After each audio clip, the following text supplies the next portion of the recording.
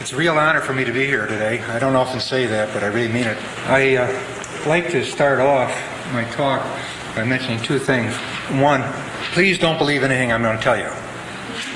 The American people are so inundated by misinformation. There's absolutely no reason you should believe anything anybody tells you, particularly the evening news.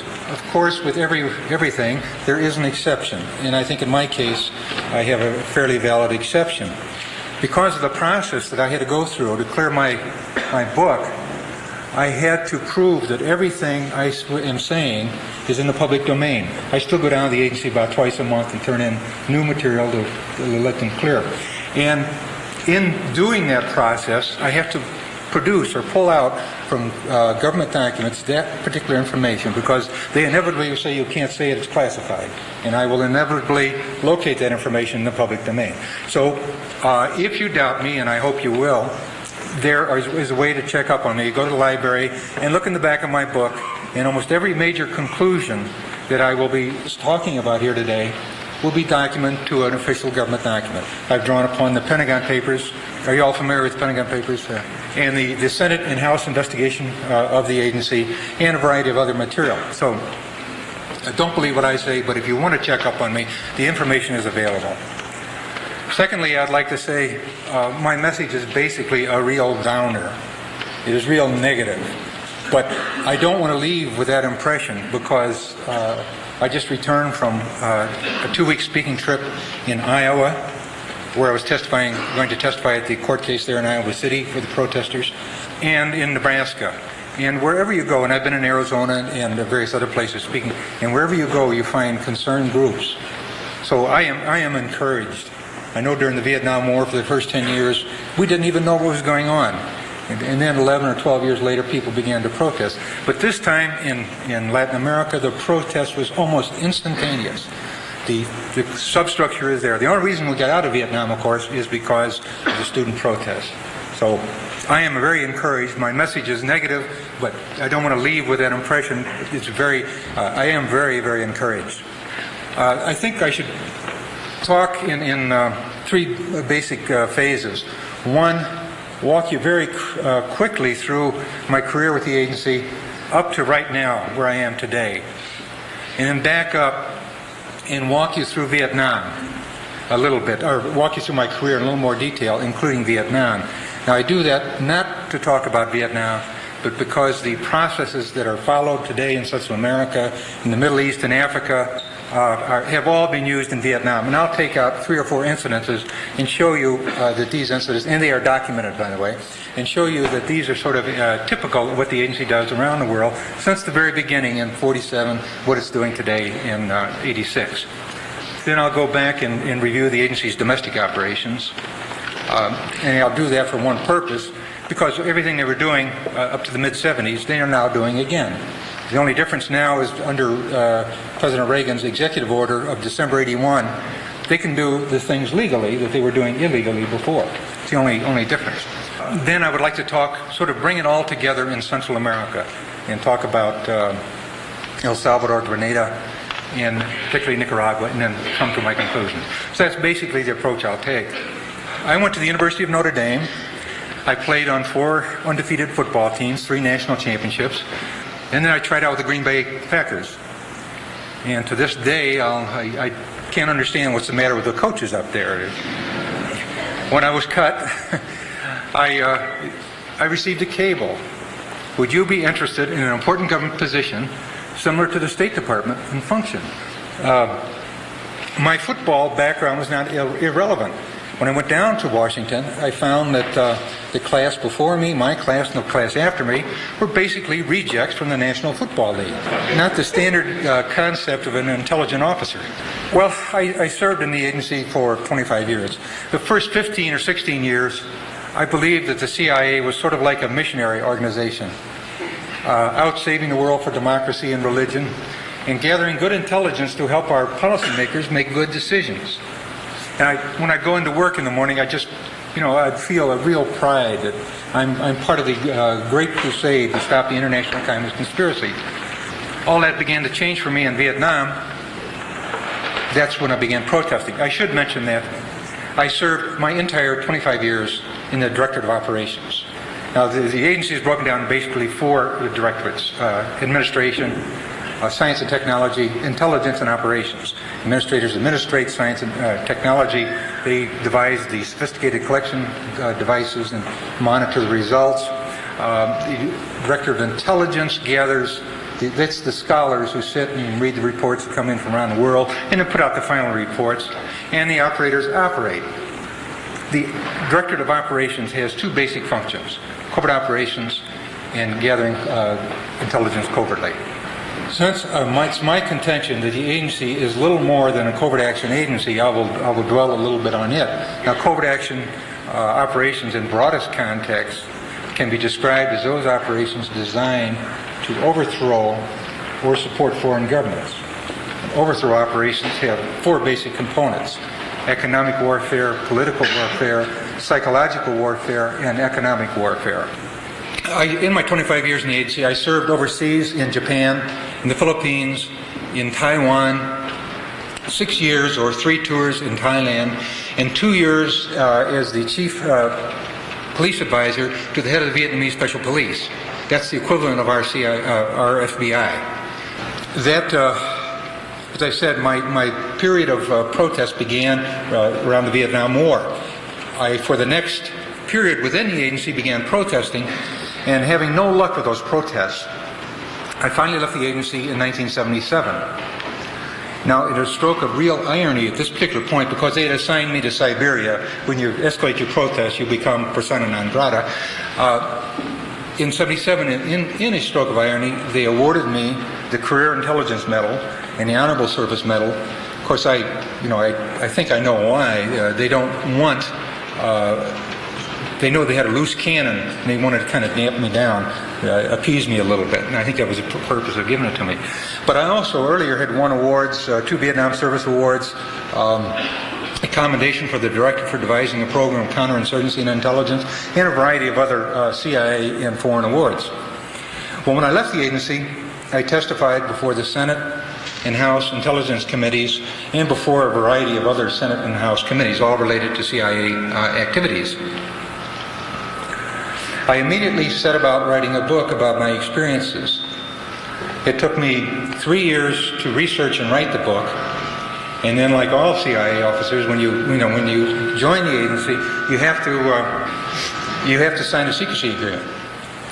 And as I said, I must submit everything to the CIA for pre-publication review. I did, and they came back and they said they have identified approximately 400 security violations in my manuscript. And they returned it, in little bits and pieces of paper, because some of the deletions ran up to several pages in length. Well, to defeat this process, I went through, going through the public record and pulling out the identical information. And ultimately, with this effort, I got virtually everything reinstated. There are a few little specifics that I didn't get reinstated, but for the most part, they were all reinstated. I did, in a few cases, they had deleted some very boring information. Well, I said, rather than fight them over this, why not just leave in this comment, 7 words deleted? It looks a lot sexier than mine. So I didn't fight them on all of them.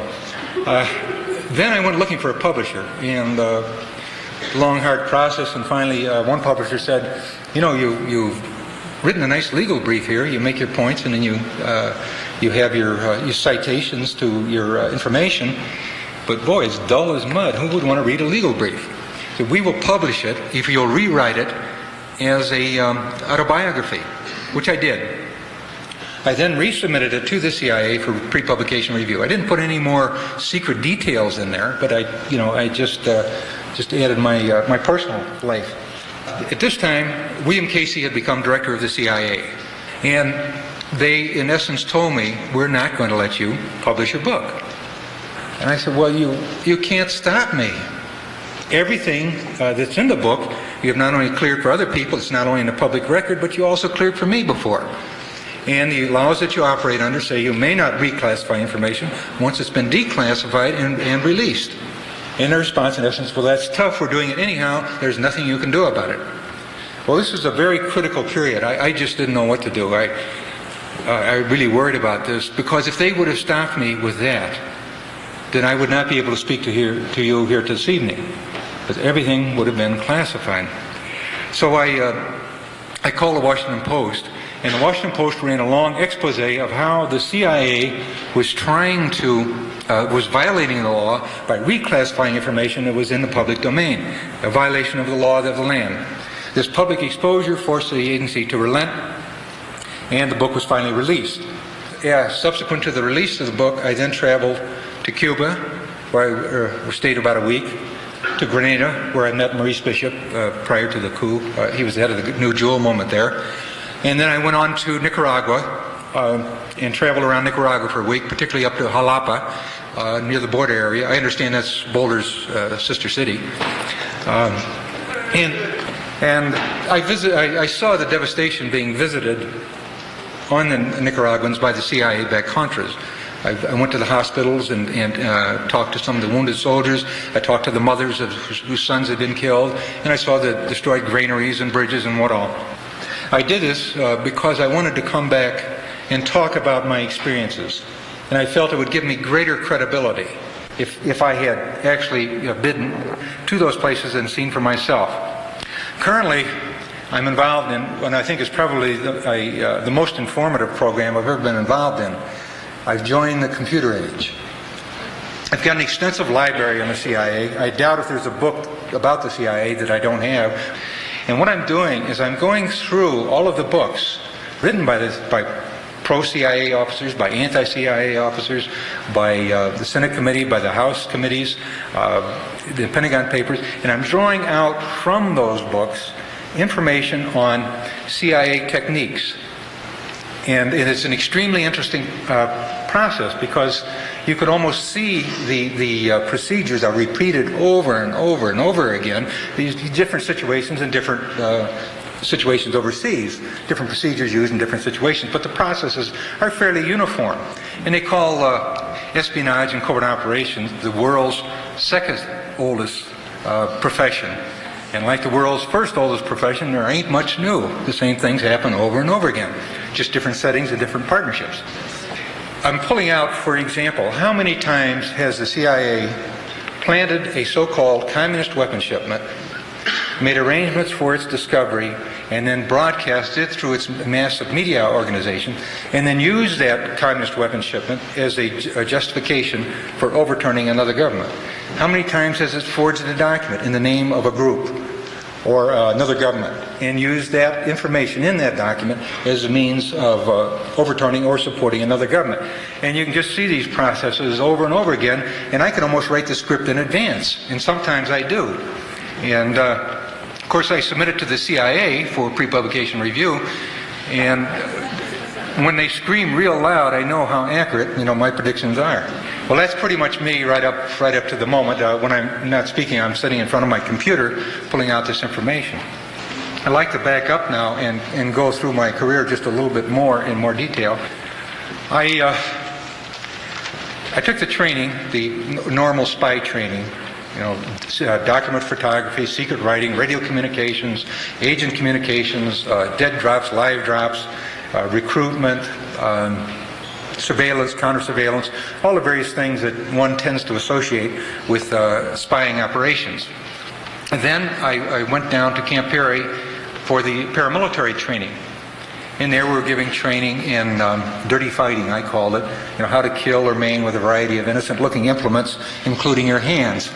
The demolitions training, the characteristics and use of TNT, nitroglycerin, dynamite, C3 and C4 plastique, and the niceties of the various booby-trapping devices such as pressure release, push-pull, and the various detonating type of detonating cords and fuses.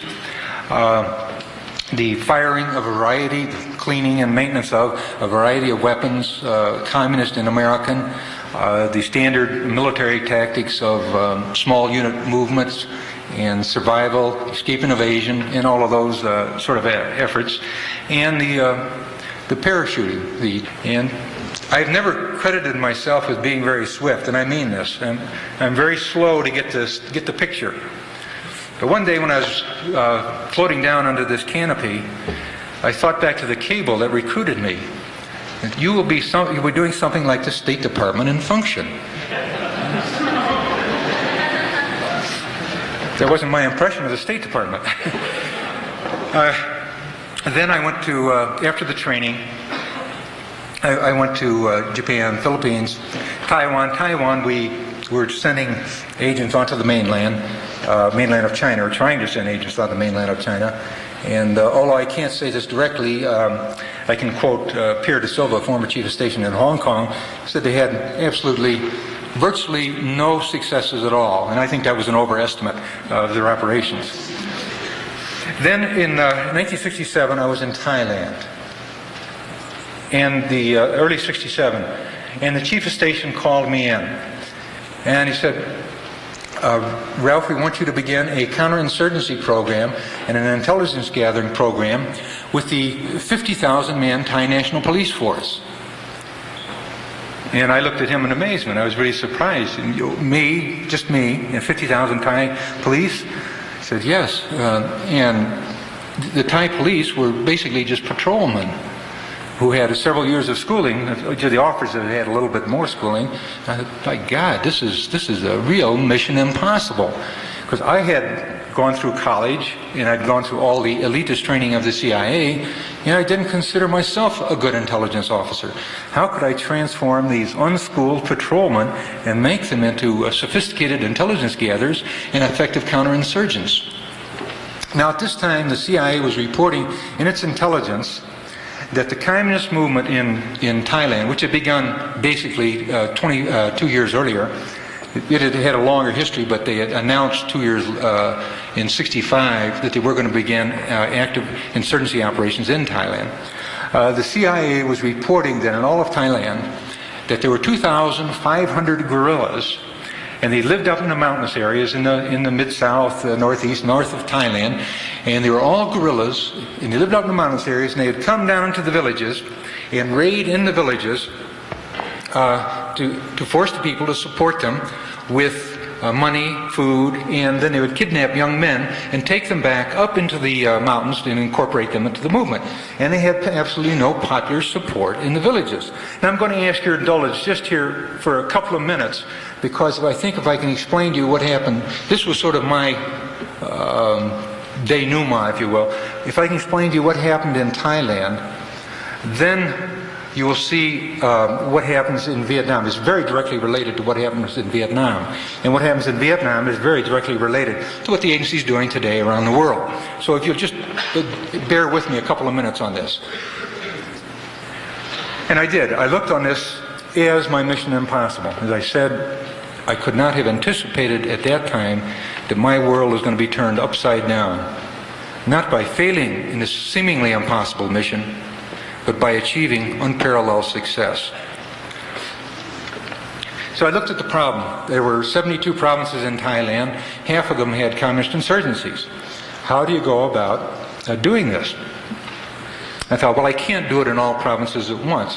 What I'll do is narrow the scope of the effort down to one province in the northeast where the problem was the greatest, and try all efforts there, all intelligence gathering methods there. And then whatever works, then I can expand back outward to the entire country. And then I narrowed it down even smaller to a district within the province. And I'm going to try all the techniques. And we tried all of the various spy sort of techniques, recruiting agents, secret writing, and clandestine meetings and all that. And all of these things just failed, and they failed spectacularly. Acting on information that I had provided, there was a 16 helicopter raid on an empty rice field. Rather embarrassing. But one effort I developed had immediate success. Now I'm going to compress it a little bit for you. It doesn't all happen in this sequence, but I'm compressing it a little bit for you to show you what, for time purposes. I devised another program I ultimately call a district survey. Now the district survey, what I did is I gathered all the information that existed on the communist movement in that province from the national level down to the district level, from the Thai side and from the American side. And I drew up a situation report on the district. on what the communists were doing in the district. And to the back of the situation report, I added village situation reports. To the back of the district situation report, I added village situation reports. To the back of the village situation reports, I attached name lists of everyone in the village reported to be pro-government or pro-communist. Then I trained a 25-man officer-grade police team in the techniques of interrogation and interviewing.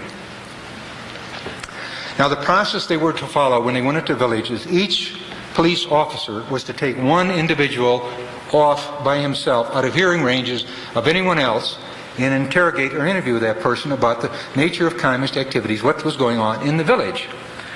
Now, I kind of realized the human rights ramifications now, but at the time I felt extremely proud because we weren't torturing anybody. Of course, there was a tremendous amount of psychological torture that I wasn't sensitive to, but there was no physical torture that I knew of, and there was we weren't killing anybody, so much a part of so many other counterinsurgency operations. So I was kind of proud at how humane my effort was. And in the first village, what the team was to do, go in and interrogate everybody, then compare the information and see where there were discrepancies, and then go back and reinterrogate until we got down to the truth. And one of the villages we went into, one of the first ones we went into, a man said, "Okay, you got me. I'm a member of the Farmers Liberation Association of the Communist Party of Thailand." And we said, "Oh, well, that's very nice. What in the hell is it? We'd never heard of it." So he explained, and again I'm compressing it for you for purposes of time, said that about a year ago some Thai communists who had been trained in Hoa Ben in North Vietnam, so they were obviously using the same techniques that had been used in the Vietnamese Revolution, came into the village.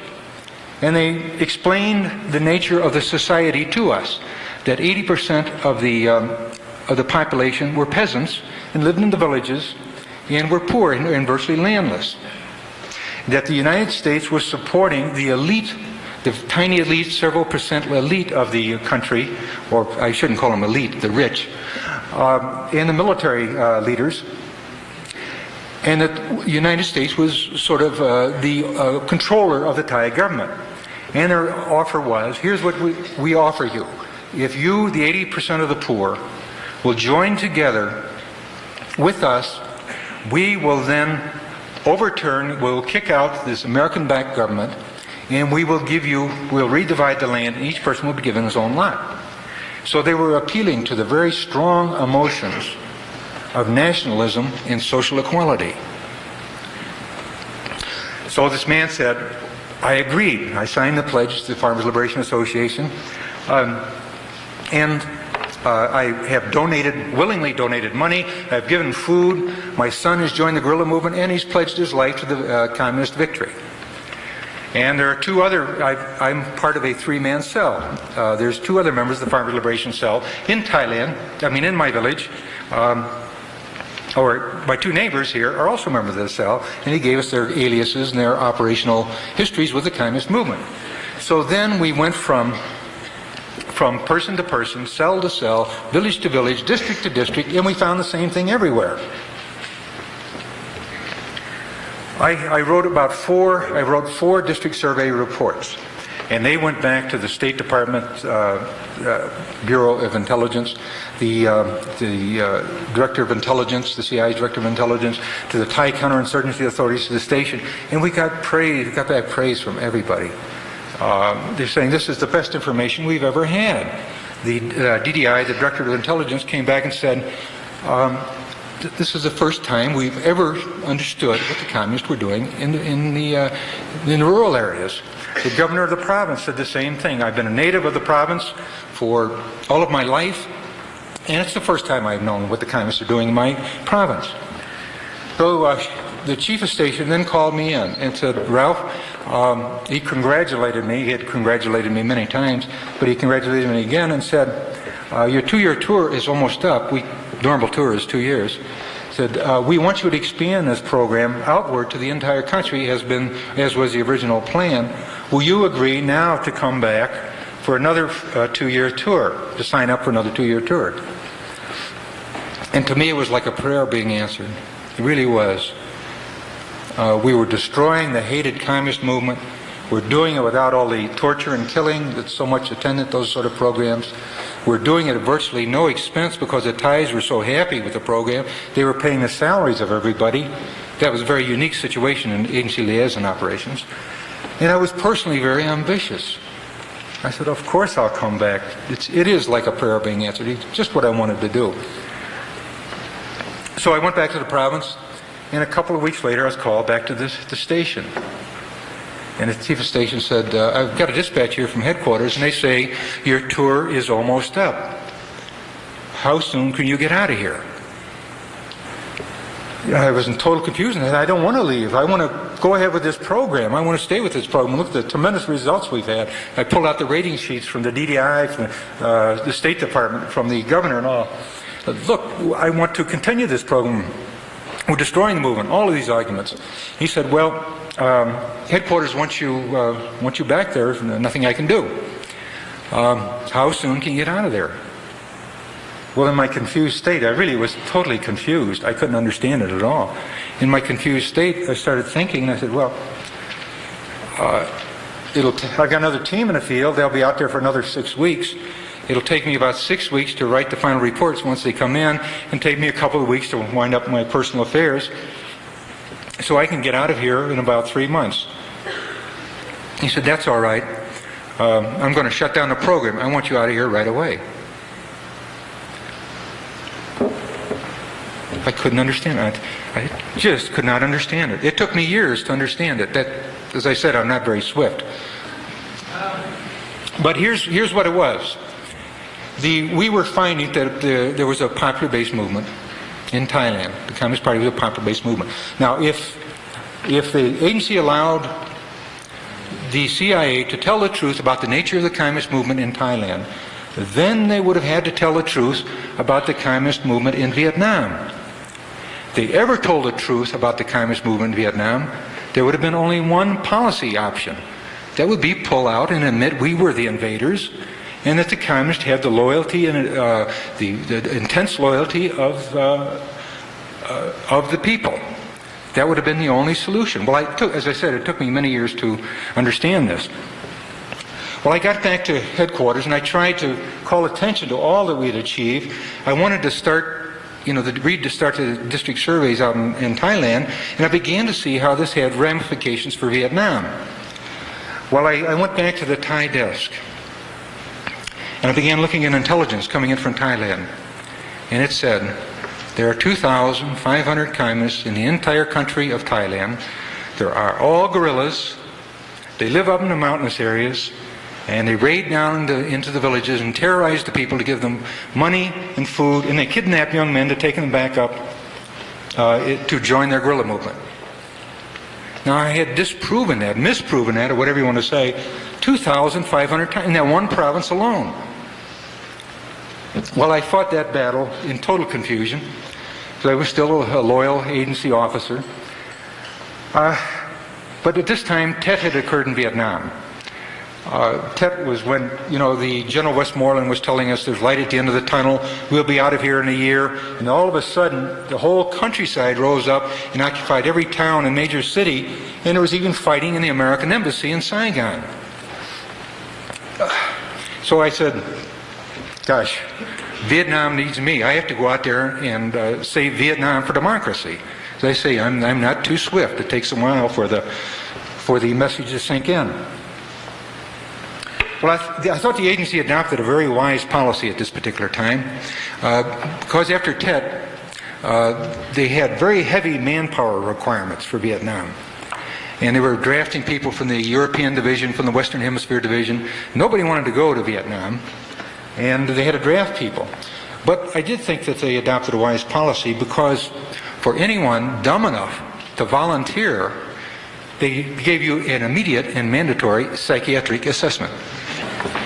Well, I talked to the doctor, and he didn't tell me if I passed or failed, but he sent me to Vietnam. I know his evaluation is in that action somewhere, but I don't want to examine that. Before I went to Vietnam, I started looking into agencies' intelligence about Vietnam that had been reported over the years, jumping out of airplanes and parachuting.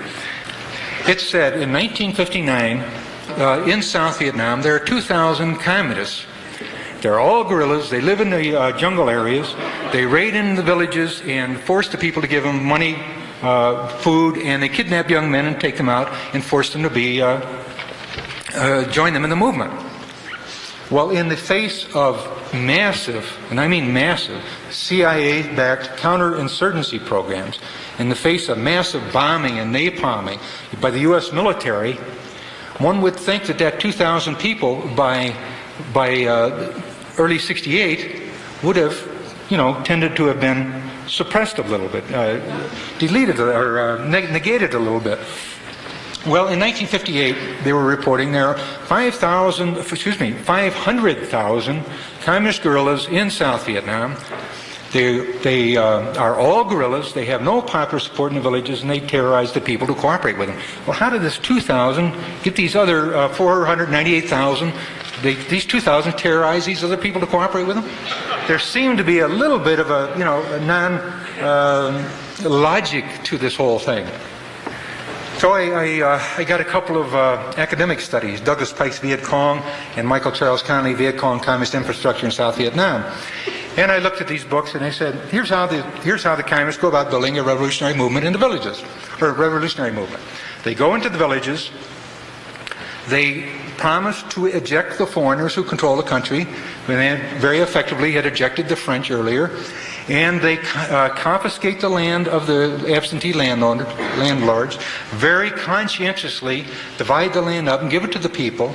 They recruit the people on the basis of nationalism and social equality, and they form farmers' liberation associations, women's liberation associations, youth liberation associations, and they go from village to village, and when they have enough villages organized in a contiguous area, they have what they call a base area. And they organize base area, and base area.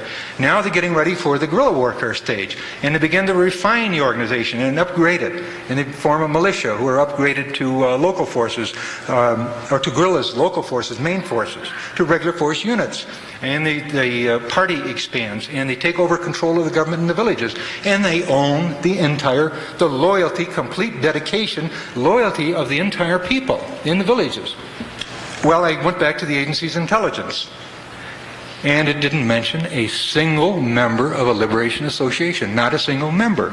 Now, the National Liberation Front tried to help us out on this, the communist side. It announced that it had, in the various villages, 6 million members in the various liberation associations, 2 million farmers, 1.2 million women's, about 1 million in youth, and in various other numbers in a variety of other liberation associations. And yet there was not a mention of a single one in any agency intelligence report. I don't think you can find one in there even today. This was a little bit puzzling. Well, I began to realize later, I realized why you couldn't admit to this 6 million. Because the counterinsurgency theory prevalent at the time, prevalent again today in the counterinsurgency schools, is that you need 10 counterinsurgents for every insurgent. Well, if you admitted you had 6.5 million insurgents, you have to ship every able-bodied American man, woman, and child over there to fight as counterinsurgent. So we just ignored this reality and talked only about the guerrillas. Well, so I took my books and my knowledge, and I went out. I was going to save Vietnam for democracy, and I went out. I was going to change all of this. I was going to change the American government perception of the war in Vietnam, not realizing the nature of the enemy I was facing. And of course, the enemy, he is us. And I got out there and I started writing memos to the chief of station and buttonholing my superiors and my peers. And I virtually stood on downtown Saigon at high noon shouting at the top of my lungs, how in the hell are we going to win this thing if we don't admit the nature of the enemy we're facing? We cannot win if we ignore the existence of this mass-based, dedicated popular movement. So I fought that battle for about 6 months. Then I began to realize the nature of the problem. And I thought, well, the only thing that's happening here, Ralph, is you're running up against this brick wall and you're getting soft-headed, but you're not making any indent in this effort. At this particular point, at this time in Vietnam, we were dropping napalm on villages and bombing villages and all. And I began to look at the pictures of these little children being burned by napalm, and this causes, you know, a reassessment of your evaluations. What had that beautiful child done to the United States that allowed us to incinerate it? What had it done? Of course, when you get in this mode, it's all over. Well, I wanted to get out. Excuse me, I have a little problem with that. I wanted to get out of the agency. And I had been in the agency about 19 years. About 19 years. So I thought, well, what I'll do, I have 4 children, 2 girls in expensive colleges. What I'll do is I'll write a resume and send them out, and I'll get another job because I wanted to keep food on the table and, you know, be able to pay the rent.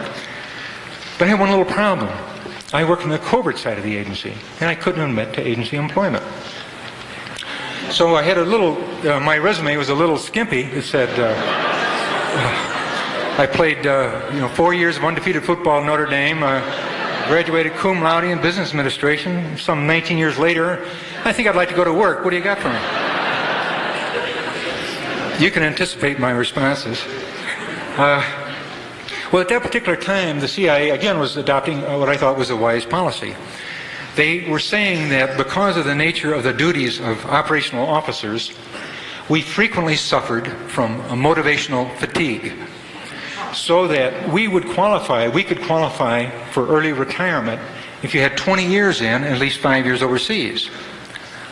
So I said, well, hell, stay in for that extra year, protest from within, and then in your 20th year, you can get out. If I wasn't to realize that I was going to chase those requirements, they kept changing them as I got near them. They seemed to slip away from me for another 6 years. So I stayed in and I protested. Well, while I was in Vietnam, I worked with the head of the Vietnamese Special Police. And we began rolling up communist net after communist net in the upper echelons of Q government. Q's foreign affairs. And I have to admit, I had become, at this point, a very good intelligence officer. I knew how to work with information. And based somewhat on my efforts, we rolled up President Tu's foreign affairs advisor, the National Catholic advisor, his best friend, and about 38 others who were members of the upper echelons of government and business and military in Vietnam. And we rolled them up, and they were all communist spies. And then we, after the interrogations of them, we rolled up other groups. One analyst sitting back in Washington was, and counting the number of communist spies in all of the government. We hadn't identified them all, but there were evidence that they existed. And he came up with a list of approximately 30,000 communist spies in the Q government. Now here's a wartime situation in a tiny little country, and there were 30,000 communist spies in the government.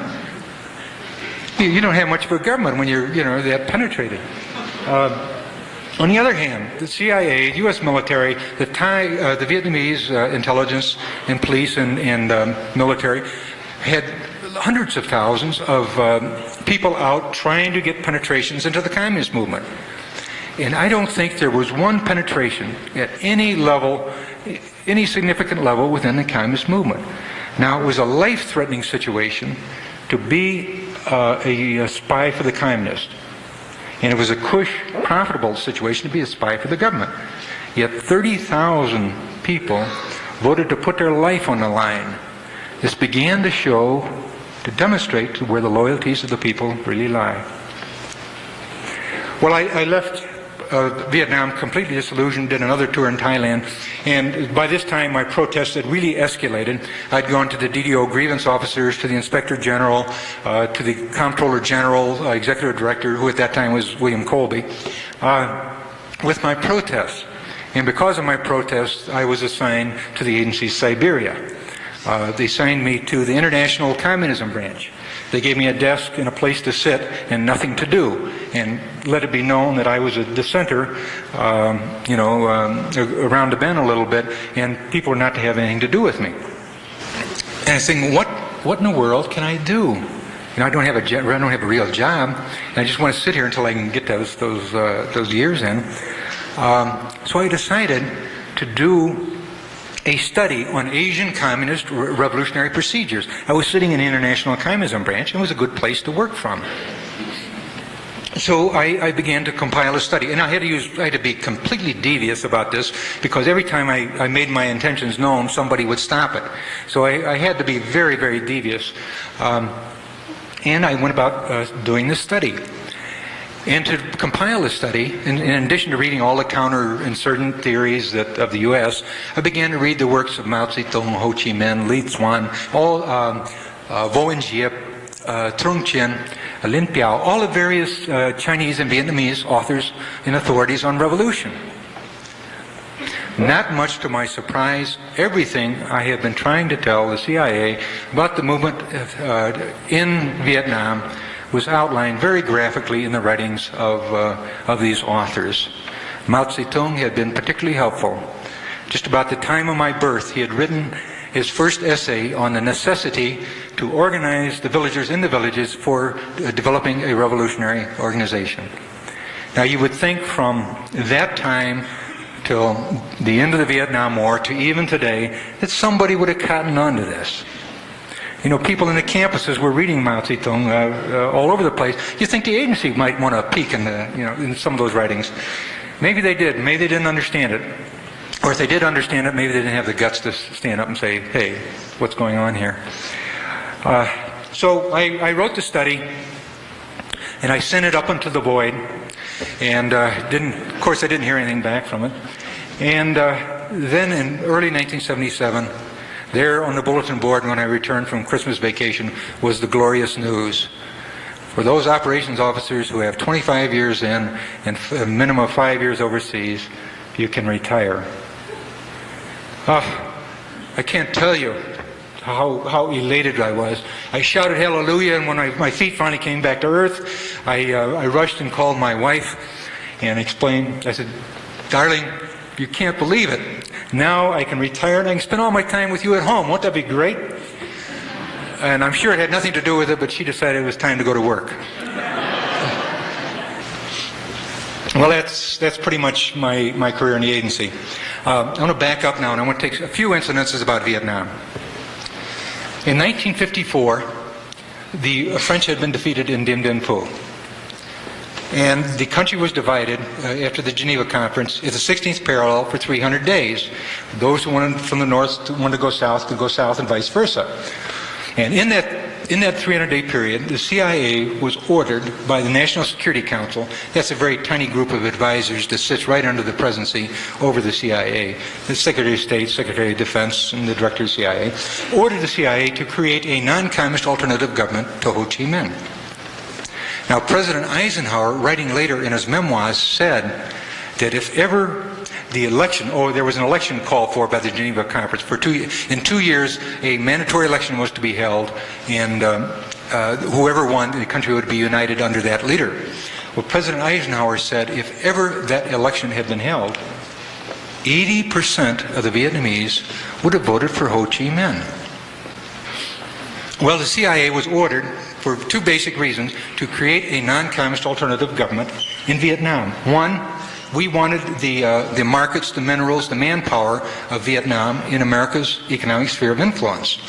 And two, if the domino fell at South Vietnam, then it would fall all the way, to throughout Europe. As Patrick Buchanan is saying now, there'll be jets flying over San Diego, Bear bombers flying over San Diego if we don't support the Contras. The same old theory.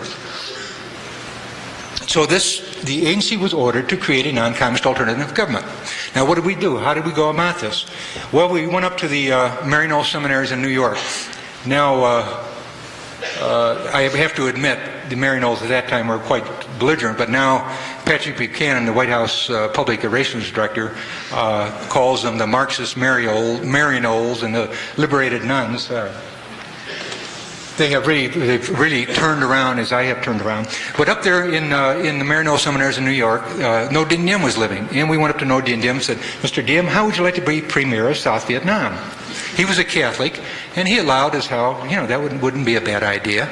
So we sent him off to Saigon, and our guy met him there and said, if you'll go sit in the palace, there's nobody there to meet him. I got the plane here. I am South Vietnam. I'm your premier. And just the CIA guy there to meet him. He said, now if you'll go to your palace and sit still, and I'm simplifying a bit, but not too much. If you go sit in your palace, we'll go about creating a government for you. Now the plan was, in North Vietnam, there was in a few provinces, there were a group of Vietnamese who had joined the Catholic Church, and they had fought with the Viet Minh against the French, they fought with the French against the Viet Minh. So the plan was to get these Vietnamese to move to the south, and then they would encadre an army and a government and a military for Diem. So that was the plan. Well, how do you go about getting these people who are so attached to the land and through their ancestors to move to the south? Well, here's where the agency's dirty tricks come in. They went up to the north and they distributed leaflets around those areas showing the circumference of destruction should the United States decide to use nuclear weapons in Vietnam. They forged documents in the name of the Communist Party of Vietnam, I believe at that time it was called the Lao Dong Party, explaining the conditions that the North Vietnamese Catholics would be required to live under once the 300-day truce period expired.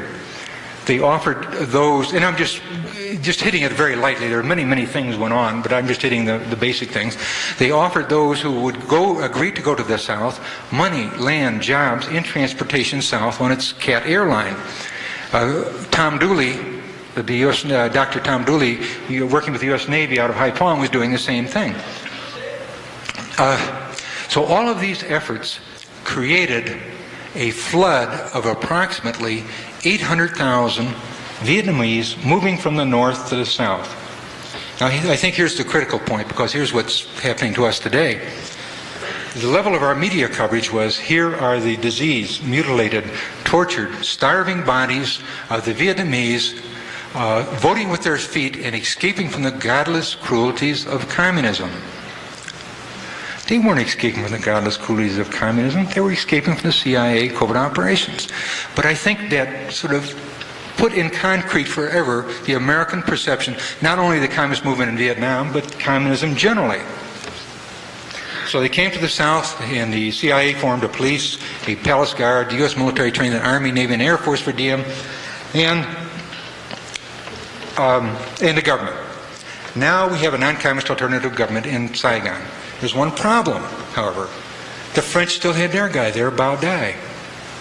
And we had our guy, Diem. So the agency and the National Security Council said, get rid of the French and take over this thing. The French have lost their will. Take over this battle on your own. We'll take over this on our own. So how do you do that? Well, you hold an election, obviously. And if the agency has done anything around the world over the years, it's rig elections. And they're really masters at this. So we held a plebiscite between Bao Dai and Diem. And Diem was rather popular. He got 98-some% of the vote. And he had more votes than there were registered voters. Now we had a non-communist alternative government of Saigon. Then Diem, of course, went about imposing his government over the rural areas, and they massively resisted the imposition of this government. Remember, Eisenhower had said if a legitimate election was held, 80% would have voted for Ho Chi Minh. But we were told 98% were for Diem. We just stood reality. And this was in his propaganda operations aimed at the American people. We were, just stood reality on its end. But at this particular point, we have to give the agency credit. They wrote a national intelligence estimate about the situation in South Vietnam. Now they're going to tell you the truth. This is the document that's going to go to the policymakers who are going to have to implement further policies about Vietnam. And here's what the National Intelligence Estimate says, and it's available in the Pentagon Papers. Ngo Dinh Diem is winning the loyalty of the South Vietnamese, and he's done it virtually all on his own without any outside support. Here are the two roles of the agency in sharp delineation. Its intelligence role was completely bastardized by its policy role of creating a non-communist alternative government in Vietnam. Well, its intelligence from that point forward and its propaganda aimed at the American people was nothing more than a creation of illusion that had absolutely nothing to do with the reality of the situation. Well, Diem obviously was not a viable leader, and in cooperation with the CIA in 1963, he was removed and assassinated. And in 1965, this is the last incident I'll talk about in Vietnam, it was decided that there was only one way to save Vietnam for democracy. And that was to introduce American troops. Now, we had been told all along that the war in Vietnam was an invasion of the legitimate government of South Vietnam by the North Vietnamese, when the opposite, of course, was true. I mean, was more true. There was only one problem with the story. There were no North Vietnamese in South Vietnam. There were no communist weapons in South Vietnam. So how do you have an invasion when there's no invasion? Simple. I mean, the agency is responsible for black operations according to the Senate report on the agency. And according to the House report on the agency, if it were an army based on all the weapons it has in its various arsenals around the world, it would be one of the strongest armies in the world. So the CIA loaded up a Vietnamese junk with communist weapons, ammunitions, demolitions, and forged a few documents, put them on the junk, floated up against the coast of South Vietnam, shot it up to make it look like a firefight had occurred, and then brought in the international media and the International Control Commission. Said, here's evidence of the invasion. Here's the communist documents, these communist weapons, here's the communist documents, all this sort of stuff. So now we're in good shape. Almost immediately, the U.S. government wrote a white paper. And the white paper is an official policy statement. Here's how we perceive a situation, here's what we're going to do about it. Of course, we had one in '81 in El Salvador. I don't know if you recall that one. Pretty similar situation. The title of the white paper was An Invasion from the North, the account of North Vietnam's attempts to conquer South Vietnam. Almost all of the evidence of the white paper were photographs of the junk, the documents, the weapons that had been planted on it by the CIA. A week or so later, we began Operation Rolling Thunder, the sustained bombing of North Vietnam. A week or so after that, we introduced 2 American battalion landing teams into South Vietnam. And very shortly thereafter, we were in active combat operations in South Vietnam. Let me read you just a couple of little statistics on the Vietnam War. This was all brought to us by this little CIA covert operation. Dead, 2,221,000 Indo-Chinese, 58,000 Americans. Destruction, 15,500,000 tons of firepower were used by U.S. forces, which equals 600 Hiroshima-type atom bombs. It's interesting to note that it was 15,500,000 tons, that the U.S. used only 6 million tons of firepower in World War II. Now this was the firepower we expending in Vietnam itself. Firepower expended by U.S. and allies in Indochina exceeds total firepower used by humanity in all wars. The cost in the United States was something like, they don't have a positive figure, somewhere between $350 to $900 billion. At the upper levels of the estimate, it's almost half our national debt. This is statistics printed in the Indochina newsletter of November '82. Now this is one CIA covert operation. And it's interesting to note that the Senate report said that the agency conducted over a 14-year period, 900 major covert operations and several thousand minor covert operations, domestic operations.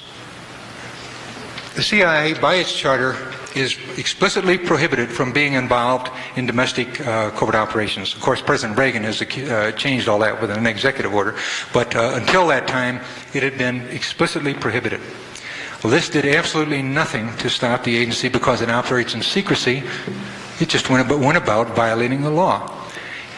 It almost immediately began opening mail, 10 million pieces of mail that it looked at, and opened some of these and photographed and indexed names, and it's indexed.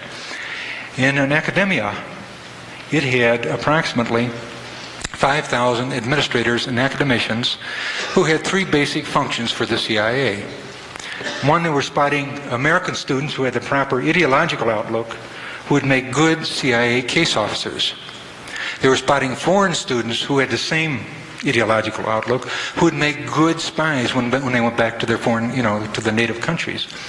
And they were writing some of the intellectual tomes that had the proper ideological slant on it. In the media, and I think this is a sort of a critical area, they had in the U.S.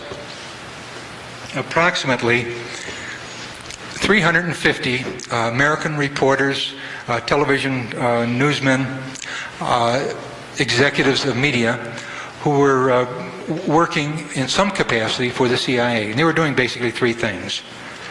Planting information in the media that we wanted planted, I shouldn't use the term we, suppressing information that the agency didn't want to get out, and then exchanging information.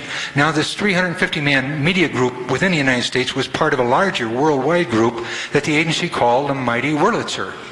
And it had media representatives in virtually every country of the world, many in some of the countries.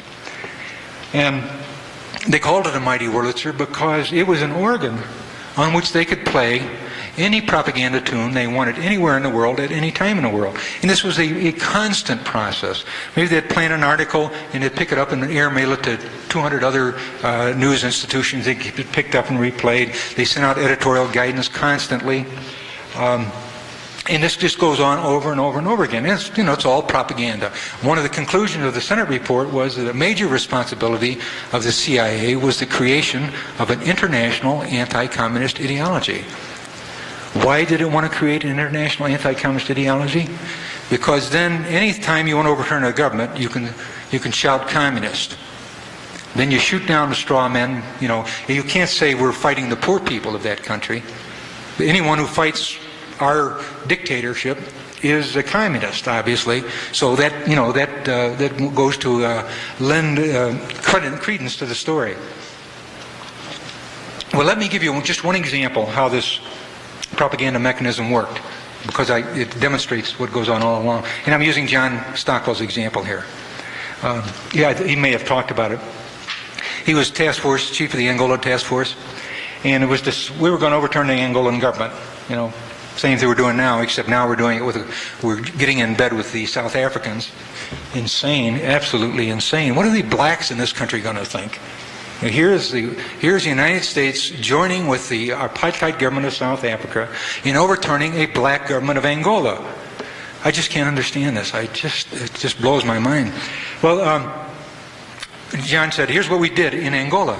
The Cubans were holding the government together there, so we decided to call attention to their presence there at the same time to try to discredit that presence. Well, fortunate for us, some Angolan troops went into an isolated village and raped some Angolan women. So the women got together, organized themselves, took the weapons from the men, marched them off to jail. Over an extended period of time, a trial was held, and the men were taken out. And I believe they were executed with their own weapons. And this story was, covered in the international and American media over a period of months. Only one problem with the story: none of it ever happened. It was just the American War officer sitting there in his office, writing them, and I think it was passing them to the Reuters representative. And then they got distributed around the world. None of it ever happened. That sort of thing goes on constantly. Just goes on over and over again. Other domestic operations. Drug testing. The CIA used 80 institutions and 185 individuals, doctors and technicians, in testing illegal drugs on unwitting and unconsenting Americans. At least 2 people committed suicide because of these tests that we know of. One of the more pernicious of all of these activities, they established in New York and San Francisco safe houses, where they installed one-way mirrors, and they hired prostitutes to go out and bring people back, Johns back, and they would drop LSD in their drinks and watch and film the ensuing action.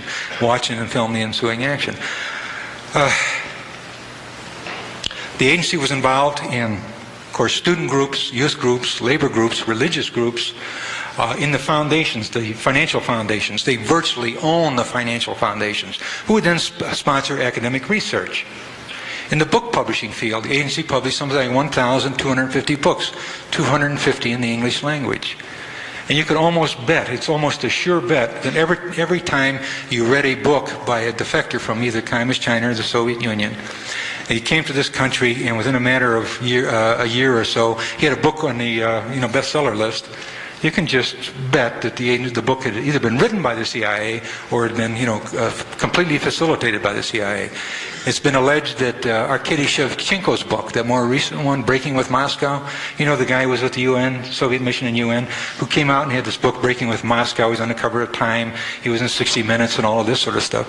It's noted that back in 1980, the CIA was calling around to publishers to see who would like to sponsor this book. And you ought to read the book. It's got all those nice woven propaganda themes in there. He happens to be talking to Brezhnev or Khrushchev at critical moments, you know, and boy, it's really sexy reading. Recently, book publishing in Harvard. There were 2 Harvard professors. There have been 4 professors, I think, identified who have been writing books. Now, these are the 4 that have been, we've uncovered. And that means, you know, that's, as the old saying goes, that's the tip of the iceberg. Here's something out of the Washington Post. Samuel Huntington, who was the head of the pacification program in Vietnam one time, head of Harvard's Center for International Affairs, examined and recommended the demise of dictators in research secretly funded by the CIA. 2 professors, Harvard professors, in 4 months were involved in controversy over CIA funding. Professor Huntington's article in the winter edition of the Harvard Quarterly, International Security, was titled Dead Dictators and Rioting Mobs. And he said, one of his conclusions in one of the reasons for the study, American interests would best be served if long-standing dictators die in bed soon. Of course, American interests being what they are, that doesn't mean we're going to have democracy following that. But it's kind of interesting to relate this to recent events in the Philippines and Baby Doc and all that. You know, no, it's my impression that nothing's changed there. He just put a new face on a very bad situation. These are pretty much domestic operations. I'd like to talk about Central America, and then I'll come to my conclusions. El Salvador, Grenada, and Nicaragua. El Salvador in '81, we wanted to change our policy because Carter had cut off aid to the El Salvadoran government because of human rights violations. I mean, before you can reinitiate aid, you have to convince the American people of the nature of the goals, of the legitimacy of your goals, humanity of your goals.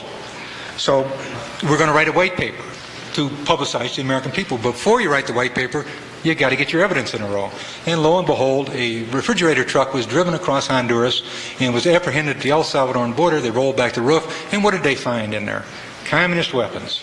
It's almost an invariable rule that you're always going to find communist weapons when you're going to overturn or change your policy towards the government. It's almost automatic. I haven't seen an exception. In the Philippines, you know what the rule, what the saying was? Because there is absolutely no evidence that the communist USSR is supplying weapons to the Communist Party of the Philippines, it's quite obvious that there's a massive weapons supply because they're being so careful and we can't find any evidence. All right, you got piece of evidence 1. Now piece of evidence 2. Shafik Kemal, the leader of the Communist Party of El Salvador, went on a trip. He traveled to all of our perceived enemies. PLO, Gaddafi, North Korea, USSR, East Germany, Cuba, and in each and every place along the route, he kept a very meticulous diary, and he noted in those diary his conversations with the leaders of these countries and how they had promised him military equipment. They were all going to give him military equipment. The head of the PLO was going to give him some airplanes. He didn't have any airfields, he didn't have any pilots, but he's going to give him airplanes. Well, the State Department guy was wandering around in El Salvador one day, and he went into a police station, and he saw his box of documents, and he looked through them, and he said, "Oh, geez, these are communist documents, can I have them?" And the police guy said, "Oh, sure, take them away." You ever try to get documents out of a police station? So he went back to the State Department, and he comes across this document, this diary. Oh my God, what have I got here? You know, what more do we need? And this was broadcast to the world. Well, later on, when we were able to get photocopies of the documents, a few very impolite people, one myself being one of them, noted that wasn't it rather strange that this diary, this one man, as he traveled around the world, that his handwriting changed 3 times. He was maintaining 3 distinct handwriting styles, and he misnamed people and elements with his own government. An obvious forgery. The agency's not used to having its misinformation ops revealed. So you got piece of evidence 2. Piece of evidence 3. All you need is one more piece of evidence. Ambassador Robert White was sitting in his embassy in San Salvador, and somebody comes running in and said, "Oh my God, El Salvador is being invaded on the beach down here." So he gets in his vehicle and he runs down to the beach, And there indeed are these spent shell casings and grenades laid strewn along the beach, running off into the jungle, kind of like a trail of jelly beans. Not in an entirely inappropriate simile. So he rushes back to the embassy and said, my God, El Salvador has been invaded, and the only country without a joint land border nearby is Nicaragua. So obviously invasion came from Nicaragua.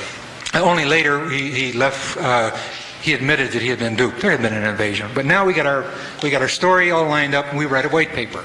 The diary, the weapons shipment, and the invasion, and we send $50 million down there, and 55 military advisors, and the whole situation is we're supplying the napalm and the bombers and all this sort of thing. The beat goes on.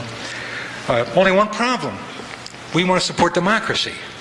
You got to sell the program to the American people. You can't sell military dictatorships to the American people. Well, how do you support democracy? Well, you have an election, of course. So Debusan and Duarte had a runoff, and Debusan had worked with us, and he learned a lot of our tricks, and it came out of a virtual push. So Casey was called on the carpet, and he said, for Christ's sake, Casey, we'll do it again, and this time will you do it right? So we held another election, and lo and behold, Duarte won. And it was that flaming liberal, Jesse Helms. He said the agency did everything in that second election in El Salvador except stuff the ballot boxes. Of course, he was upset because his guy, Debusan, didn't win. But it was true, they pretty much managed the elections. All right, now we're supporting democracy in El Salvador. And we got our policy changed, we got our military equipment down there and everything. Grenada, yeah. And I watched this one, and I said, I admired this one. I had a sick feeling in my stomach, but I said, oh my God, they're really doing a tremendous job on this. Remember some Marines had been killed in Lebanon about a week or 10 days before, 279, in the bombing in Lebanon. There are real malaise in the American people, Why in the hell why do we always have to take it? Why can't we strike back? We're always on the receiving end. Can't we do something? So we readied a naval armada, and we sent it off towards the Mediterranean. Well, at that time, Maurice Bishop was killed by the military leadership in Grenada. And I really felt badly because I thought Maurice I had talked to him when I was on Grenada, and I really felt he was a fine, charismatic leader. Now, normally this is the sort of situation that the CIA generates where leaders get killed by the military. But I have absolutely no evidence that this was the case here. I suspect that I have no evidence. So in this period, the Armada was directed to go off to Grenada. And lo and behold, our president went on, and of course we landed and all of this, and our president went on television, and he told us, now you have to realize that Grenada is an island nation of 110,000 people. It's one of the poorest nations in the world. Its major export is nutmeg. And people are uneducated. They have no communications at all, no roads, just virtually nothing. But our president went on television, and he warned us. He said, we got there just in time. The story was so ludicrous, it was almost sublime. We found 6 warehouses loaded to the rafters with communist weapons. The inevitable rule, that's right there, communist weapons. Grenada was going to sponsor a revolution throughout all of Central America, up into Mexico, possibly up in our own borders. They were lining the tanks up along the Mexican border, and afraid of this, invading force from Grenada. Well, as you recall, the media was kept out of the operation for 48 hours.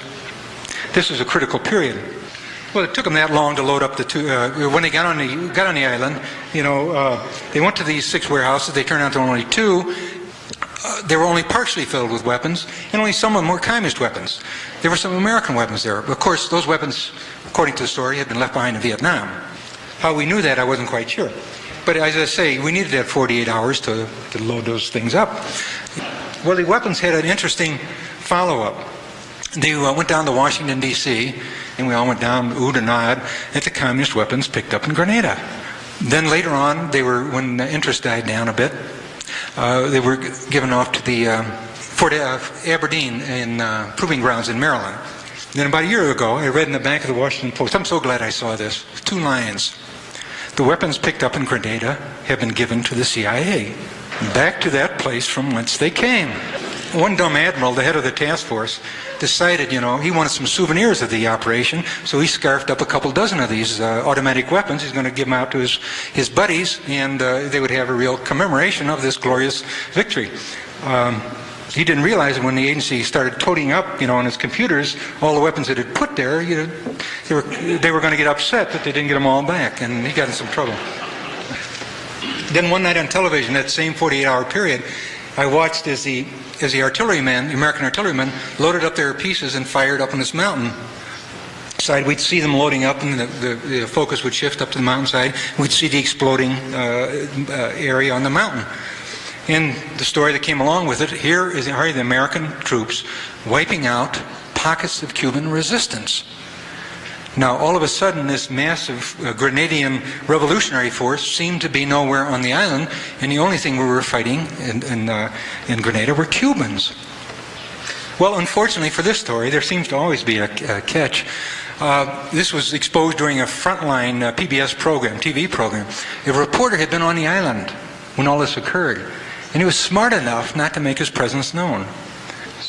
So that one of the first days he had wandered up, he'd taken a bottle of wine and a sandwich, and he went up the side of the mountain. He was up there all by himself, and sitting there drinking his wine and eating a sandwich and watching the helicopters land and the LSTs rolling, all this frantic activity going on.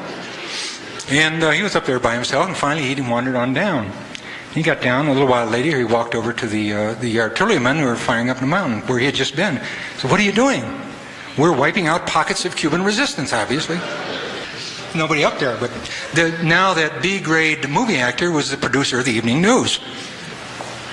Then we saw on television, you would pan on the walls of Grenada, the houses of Grenada, you could see signs, thank God for the Americans for saving us from this terrible oppression and all these sort of things.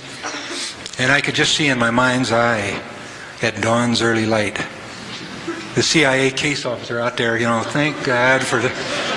The story goes on, but those are some of the basics. Nicaragua. And this was a sad tale, of course, because I think something like 5,000 Nicaraguans had been killed by the Contras, and that's equivalent in our terms of something like several million.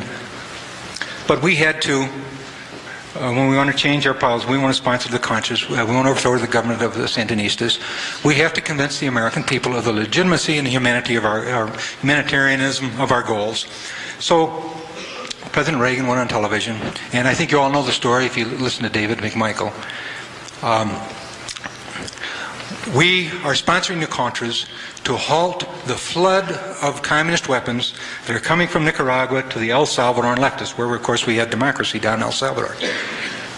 After a while, David, who was responsible for monitoring all this information, all the land, sea, and air, and technical intelligence, sensors, electronic sensors, and all of this, probably the most watched border area in the world, said you couldn't drop a gun wrapper in the bay down there without it being picked up by a CIA collection effort. He was monitoring all of this, and he finally left in disgust. He said, there hasn't been a flood of weapons. In early '81, there were a couple of little weapon shipments. Since that time, we have not uncovered a single weapon.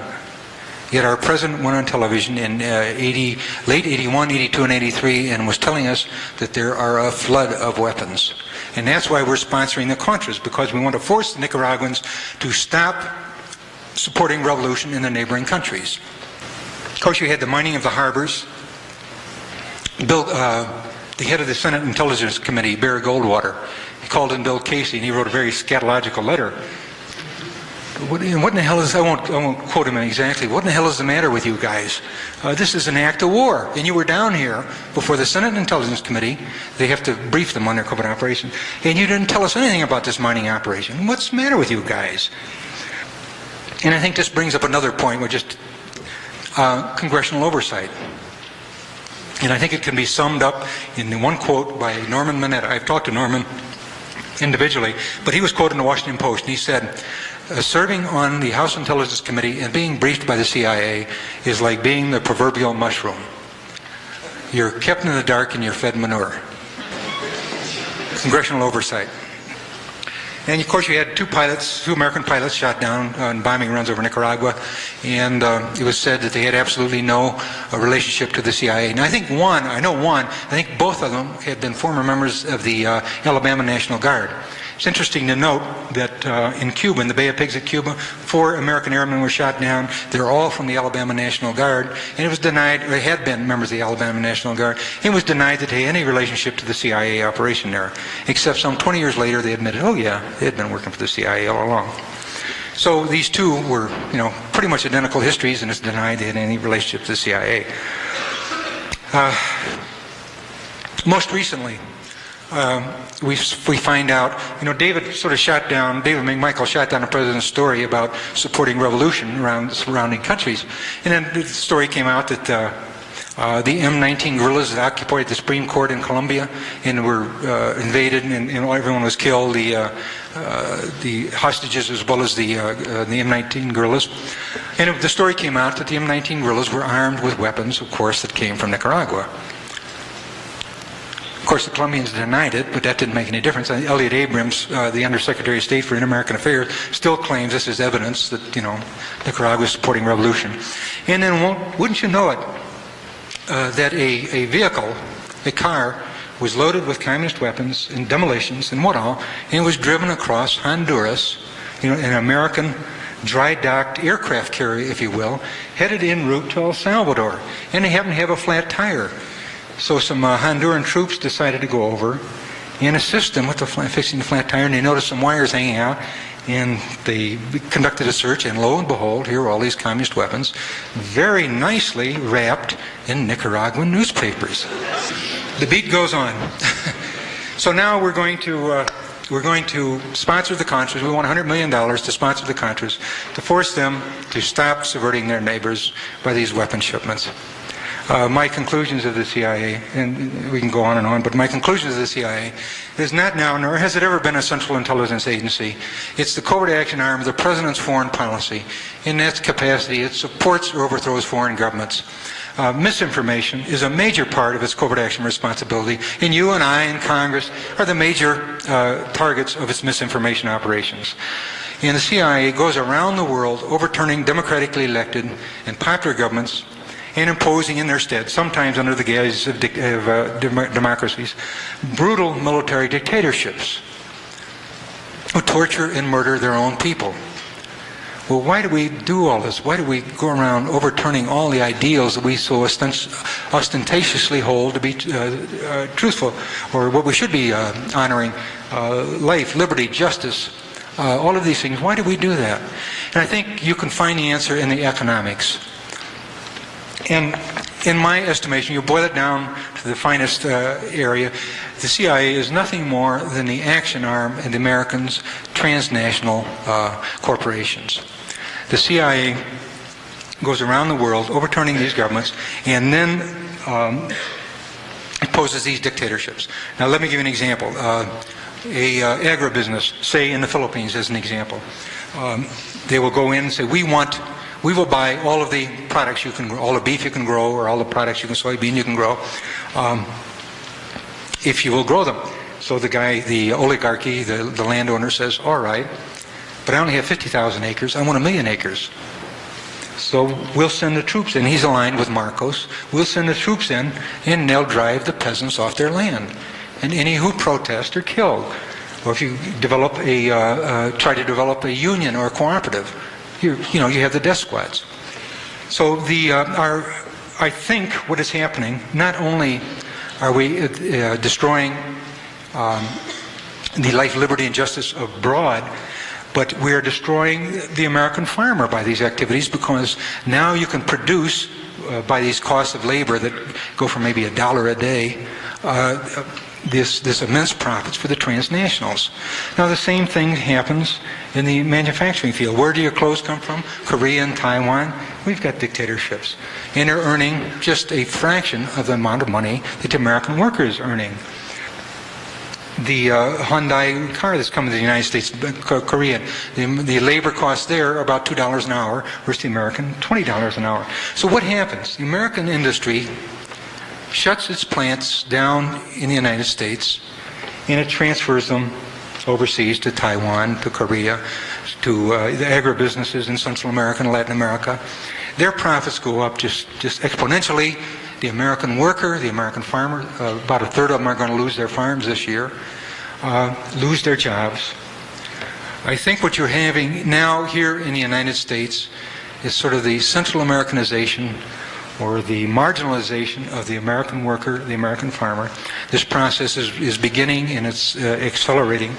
Now, I don't think that we can allow the CIA to go around the world, continue to overturn popular and democratically elected governments, and destroying democracy, liberty, justice, religion, all of the things we hold so dear, and expect that our freedoms and liberties can long exist here at home. Thank you very much.